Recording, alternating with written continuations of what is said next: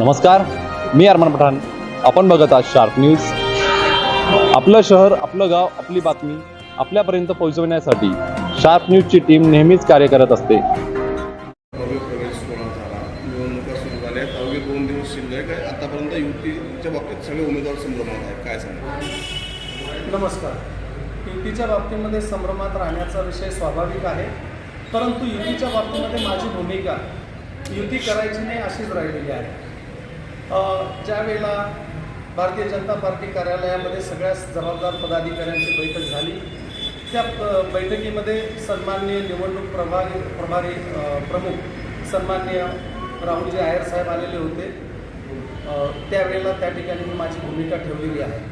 त्या ठिकाणी युतीच्या बाबतीमध्ये भूमिका ठेवली की युती नाही झाली पाहिजे. कार्यकर्त्यांची ही निवडणूक असते. प्रभागामध्ये कार्यकर्त्यांनी 5-5, 6-6 वर्ष, 10-10 वर्षापासून काम करून ठेवलेलं आहे आणि युती झाली तर काहींना न्याय मिळेल, काहींवर अन्याय होईल. आणि या भावनेतनं मी युतीला त्या ठिकाणी माझा नकारात्मक भूमिका ठेवली. आणि जरी अट्टहास असेल आणि युती करायची असेल तर ती सन्मानात झाली पाहिजे. प्रत्येक प्रभागामध्ये अर्धे उमेदवार मिळाले पाहिजे. आणि नुकत्याच आमदारकीच्या निवडणुकीमध्ये ज्या संपन्न झाल्या त्यामध्ये भारतीय जनता पार्टीने शिंदे गटाला मोलाचं सहकार्य केलेलं आहे. म्हणून त्याची सहानुभूती ठेवून त्यांनी 2-3 जागा एक्स्ट्रा दिल्या पाहिजे अशी मी भूमिका त्या ठिकाणी ठेवली होती. पण युतीच्या बाबतीमध्ये माझा विरोध होता, कारण युती केल्यामुळे कार्यकर्त्यांना न्याय मिळणार नाही, पक्षवाढीला बळ मिळणार नाही, ही त्याच्या मागची भावना माझी होती. आणि ज्या पद्धतीने महाराष्ट्रात काही नगरपालिकांमध्ये सगळीकडे युती झाली नाही, काही ठिकाणी सरळ मैत्रीपूर्ण निवडणुका समोरासमोर लढली, तशीच मालेगावमध्ये निवडणूक ही समोरासमोर लढावी अशी भावना त्या ठिकाणी ठेवली. त्याच बाबतीमध्ये 25 तारखेला नाशिकला आम्हाला पक्षश्रेष्ठींकडे बोलवण्यात आलं. 25 तारखेच्याच दिवशी मी देवा पाटलांच्या घरी आम्ही दादा जाधव असतील, निलेश कचवे असतील आणि देवा पाटील असतील यांनाही मी त्या ठिकाणी सांगितलं की कार्यकर्त्यांमध्ये संभ्रम आहे. शिंदे गटाचे कार्यकर्ते वार्डामध्ये फिरायला लागलेले आहेत आणि सन्मान्य सुनीलजी गायकवाड आहेत, सन्मान्य आदवैरे आहेत, सगळ्यांचा युतीला विरोध आहे. तुम्ही युतीचा अट्टास धरू नका. इच्छुक उमेदवारांमध्ये चांगलं वातावरण होतं. 256 फॉर्म गेलेले आहेत. जनतेमध्ये सुद्धा भारतीय जनता पार्टीच्या बाबतीमध्ये अतिशय उत्साहाची भावना होती. आणि असं असताना या युतीमुळे संभ्रम होतो आहे, निरुत्साह निर्माण होते उमेदवारांमध्ये बी, जनतेमध्ये बी. तर तुम्ही आज बाईट देऊन टाका 25 तारखेच्या दिवशी देवा पाटलांच्या घरी की युतीच्या बाबतीमध्ये कोणीही संभ्रम घेऊ नये. भारतीय जनता पार्टीकडे इच्छुक असलेल्या कार्यकर्त्यांनी त्यांचा प्रचार चालू ठेवावा असं मी नम्रपणाने दादा जाधव साहेबांना, निलेशजी कचवेंना आणि देवा भाऊ पाटलांना, शहर प्रमुखांना सांगितलं.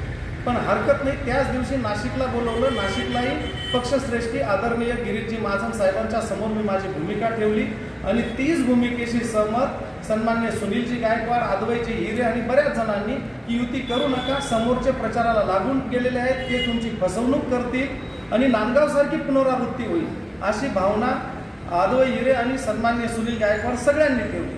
पण अद्यापही युतीचा अट्टाहास चाललेला आहे.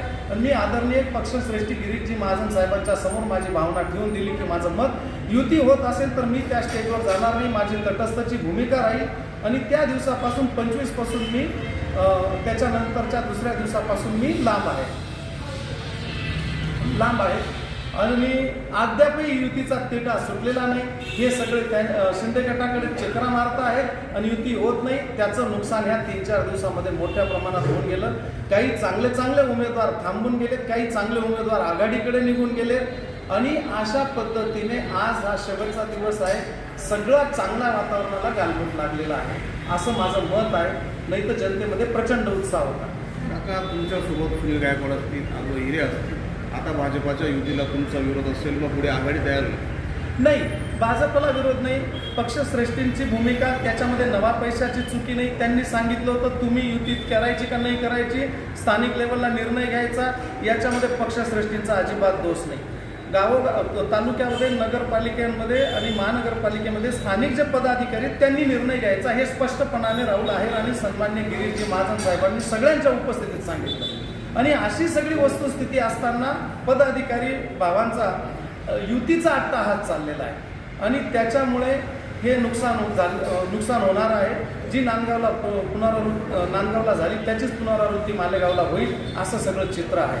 आणि म्हणून मी तटस्थची भूमिका घेतली. आज शेवटचा दिवस आला आणि जे चांगले चांगले उमेदवार होते निवडून येण्याचे ते सगळे लांबून गेलेत, कोणी थांबून गेलेत, कोणी महाआघाडीचा राष्ट्रवादीचा हात धरून घेतला. अशी सगळी परिस्थिती आजही तो तिढा सुटलेला नाही आहे आणि शेवटचा दिवस येऊन लागलेला आहे. ही मोठी युतीमध्ये युती झाली तर मंत्री भुसेंचे पॅनल आणि भाजपाचे पॅनल समोर असेल, मग मंत्री भुसेंच्या समोर आपण विरोधात उभं होता, आपण याच्या प्रचारात सहभागी होणार. मी त्याचमुळे तटस्थ राहण्याची भूमिका मी आदरणीय गिरीशजी महाजन साहेब आणि या सगळ्या पदाधिकाऱ्यांना सांगून दिलेली आहे.